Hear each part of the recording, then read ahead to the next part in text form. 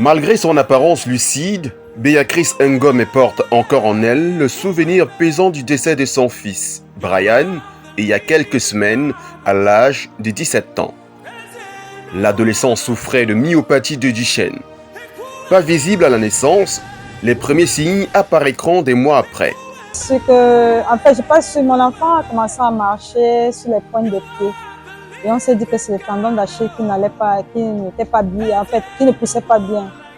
On peut dire ça comme ça. Et on est allé à l'hôpital, on a opéré. Et après, un an après, on s'est rendu compte qu'il ne marchait pas toujours très bien. Pour la jeune maman de l'époque, le choc est violent et la réalité implacable. Les conclusions cliniques semblent sévères, à la limite cruelles. Et là, on est allé voir un neuropédiatre qui nous a dit que c'était la pathologie de Duchenne, donc une maladie dont je ne connaissais même pas, je connaissais pas la source, quoi. Et à partir de là, il m'a dit, Madame, je suis désolée, votre enfant, à partir de l'âge de 8 ans, ne marchera plus, il sera en chaise roulante, les muscles ne vont plus régénérer. Et sachez qu'à un certain âge, l'âge de 20 à 21 ans, il va décéder. Donc faites un autre enfant. Dès lors, la jeune dame se lance dans la recherche des solutions adaptées. Premier challenge, trouver une école disposée à accepter le handicap moteur du jeune garçon. Et moi, par exemple, pendant 2 ans, j'ai arrêté de ne pas aller à l'école parce qu'il fallait aller chercher des hôpitaux en hôpitaux. Comment expliquer ça? Il fallait marcher pour voir jusqu'à quel niveau on peut faire quelque chose. Je me disais non, ça peut guérir, pourquoi pas. Mais après, quand il est revenu, je l'ai inscrit, il a repris les cours. Il a repris les cours et très intelligent. Ça fait qu'il décède à 16 ans, mais avec un niveau de première. Il allait en première D. Donc, vous pouvez imaginer que l'école pour eux, ils sont intelligents. Mais seulement, de temps en temps, ils sont fatigués, il faut les suivre. Peut-être à l'école, il est en train d'écrire, à un moment donné, il ne tient plus, il arrête tout, il faut suivre. Et puis à la maison, il faut faire tout pour eux. Il faut faire tout, que ce soit faire pipi, caca, manger. C'est vrai, de temps en temps, ils soulèvent leurs mains, mais ils ne peuvent pas aller plus haut. Ils ne peuvent pas vous saluer normalement. Mais ils sont intelligents. En fait, ils sont très intelligents. À côté de cette difficile scolarisation, le plus dur est sans doute d'affronter au quotidien le regard stigmatisant d'une société ignorante de certaines réalités scientifiques. C'était dur pour mon entourage. Il y a les gens qui disaient qu'il fallait laisser cet enfant au bord de l'eau, c'est un serpent, c'est pas normal. Et je disais non, ça c'est mon enfant. Mais la société ne vous regarde pas toujours très bien. Même s'il vous regarde, c'est pas trop ça. Par exemple, on peut dire côté scolarité. Moi, je suis allée dans plusieurs écoles où on a carrément dit non, on ne peut pas l'accepter parce que ça sera difficile pour nous.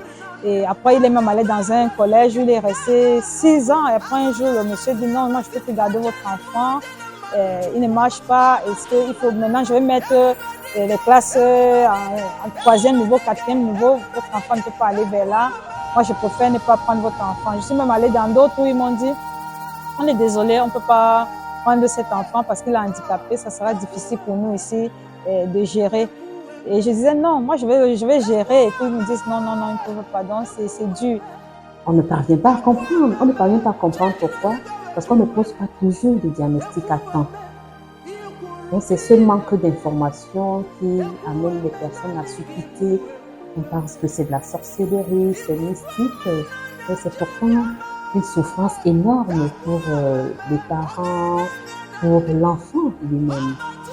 Et pourtant, bien que classée parmi les maladies rares, la pathologie existe et présente d'ailleurs des sources génétiques connues des experts. Alors, la myopathie de Duchenne, comme son nom l'indique, myo, ça veut dire muscle, et pathie veut dire maladie. Donc, c'est une maladie qui affecte les muscles. Voilà.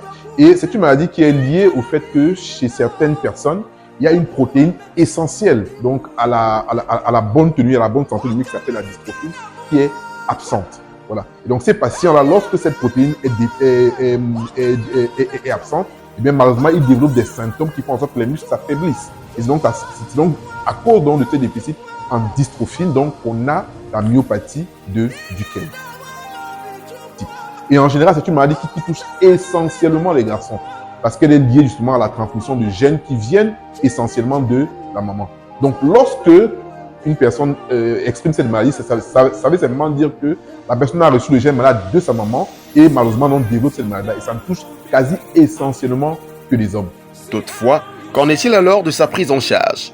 Au regard de son caractère complexe, les experts s'accordent sur la nécessité d'un traitement pluridisciplinaire. Et en général, ça se manifeste d'abord par des faiblesses musculaires, qui au départ peuvent toucher les membres inférieurs, avec une grande fatigue, des difficultés lorsqu'il faut monter l'escalier, etc.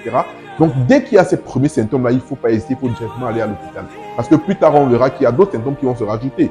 On pourra avoir, par exemple, des troubles qui vont toucher, par exemple, les muscles de la respiration, le muscle cardiaque, le muscle de la vessie, etc. Donc, c'est vraiment dès qu'il y a une première faiblesse, notamment au niveau de la marche, au niveau de toutes les activités de la vie quotidienne, il faut rapidement aller consulter. Et une fois que la consultation est faite, eh bien, c'est maintenant à ce moment-là qu'on met en place les mesures qui seront utiles justement pour la prise en charge des patients. Donc, on peut déjà initier notamment les corticoïdes qui sont en fait le traitement qui existe actuellement, qui ne guérit pas la maladie, mais qui permet quand même de limiter son évolution parce que c'est une maladie qui finit par évoluer et qui malheureusement finit par... Du moins, on a un pronostic qui est encore très sombre aujourd'hui parce que l'espérance de vie maximale qu'on a, en général, c'est autour de 35 ans. Le soin, il est intégral.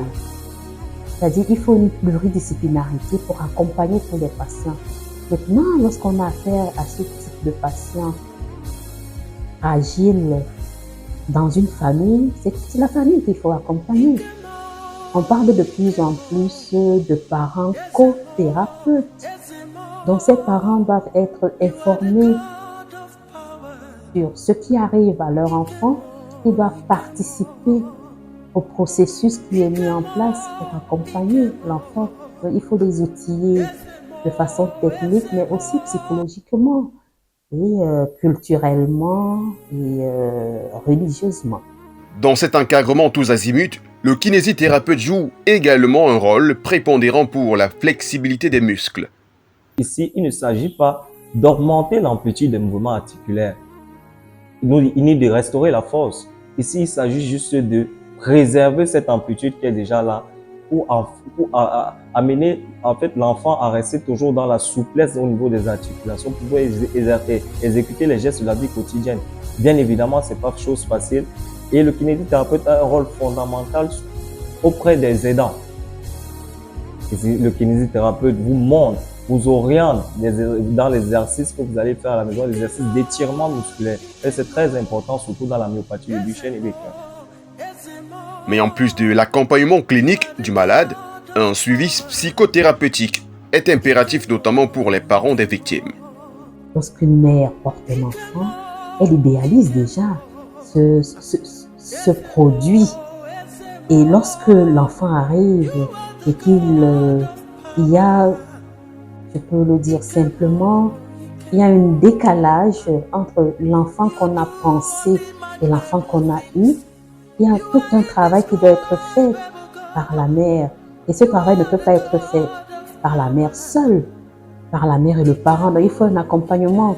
C'est-à-dire qu'il faut faire un deuil de cet enfant idéalisé pour pouvoir accepter cet enfant malade et l'accompagner. Ça devrait se faire avec les psychologues, les assistants sociaux et même tout le corps médical. Afin de porter ce message, une table ronde vient d'être organisée par l'Institut de neurosciences appliquées et de rééducation fonctionnelle de Douala. Objectif premier, démystifier la myopathie de Duchenne. Alors, je ne vais pas être sorcier, hein. C'est vraiment des choses qui existent, qui sont connues. C'est vraiment l'éducation, l'information et la communication. Il faut vraiment arriver à sensibiliser non seulement les familles, mais également tout ce qu'il y a comme échelle dans notre société. C'est des maladies qui existent effectivement et il faut absolument sortir ces maladies-là de l'ombre. Il faut vraiment apprendre aux parents que ce n'est pas de la sorcellerie, ce n'est pas quelque chose qui est lié à peut-être un sort ou je ne sais pas quoi, mais c'est vraiment des maladies qui existent. Il faut que les parents arrêtent, ce n'est pas un sujet tabou, ce n'est pas un enfant sorcier, il est juste atteint d'une maladie rare. Et il y a des prises en charge qui sont là, qui existent pour faciliter vraiment l'insertion dans la société de ces enfants. Ils doivent aller à l'école, ils ne sont pas dépourvus d'une intelligence comme les autres. Ils peuvent faire tout comme les autres. À une seule condition, c'est qu'ils ont besoin de soutien. Ils ont besoin de notre présence dans leur vie. Ils ont besoin qu'on les aide. Et c'est là où vraiment on appelle au changement. On appelle à la réforme de certaines choses. D'où maintenant cette sensibilisation de l'Institut de neurosciences appliquées de l'éducation fonctionnelle pour pouvoir amener les parents vraiment à rester toujours zen par rapport à cette situation en se disant qu'il y a un traitement qui existe, il y a une prise en charge qui existe. J'aimerais que les parents ne gardent plus ces enfants dans la maison, ne gardent pas ces enfants enfermés, ne les cachent pas, parce que beaucoup de parents cachent leurs enfants. Dès que l'enfant ne marche plus, parce qu'il devient il devient raide, à un moment donné, tu as honte de ton enfant. Non, je refuse ça.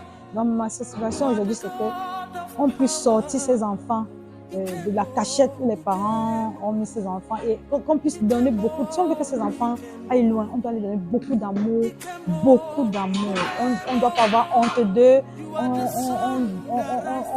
Je sais pas, ils ne sont pas des enfants à part entière. Ils sont comme tous les autres enfants. Donc, on doit les mettre au même pied d'égalité. On doit les laisser sortir, aller des balades et tout. Même si la population va regarder et dire comment l'enfant là est comme ça, comment l'enfant là est comme ça. Non. Tu assumes c'est ton enfant et tu te dis il faut qu'il soit comme les autres. Et dès que tu fais ça, l'enfant se sent tellement bien qu'il met plus de temps avec toi. En plus de la sensibilisation, inviter les pouvoirs publics à rendre accessible la prise en charge de ces pathologies rares en simplifiant les coûts. Et en général, dans le monde du handicap, il faut se rendre compte que les prises en charge coûtent cher. En particulier encore dans ce type de handicap lié à des maladies rares donc pas connues. Donc c'est vraiment important. C'est vrai que l'accès aux soins est limité déjà par le fait que les gens n'ont pas les moyens de se prendre en charge. Et comme je l'ai dit tout à l'heure, c'est une prise en charge qui est pluridisciplinaire. Il y a le neurologue, le kinésithérapeute, le chirurgien orthopédiste, il peut y avoir également l'ergothérapeute, le psychologue, etc. C'est vraiment tout cela qui constitue en fait le paquet pour pouvoir prendre en charge ce type de pathologie-là. Et c'est vraiment le lieu également donc de demander une fois encore au pouvoir public peut-être de s'investir encore davantage parce qu'ils font déjà beaucoup, mais il y a encore beaucoup de choses à faire également. Donc il faut réellement que la prise en charge soit intégrée dans une espèce de paquet minimum pour qu'on puisse avoir réellement des résultats avec ce type de patient-là. Et qui de mieux que la génitrice du défunt Brian pour porter ce plaidoyer. En attendant les premiers fruits, un hommage mérité a été rendu en la mémoire de ce brillant élève de première pour son courage.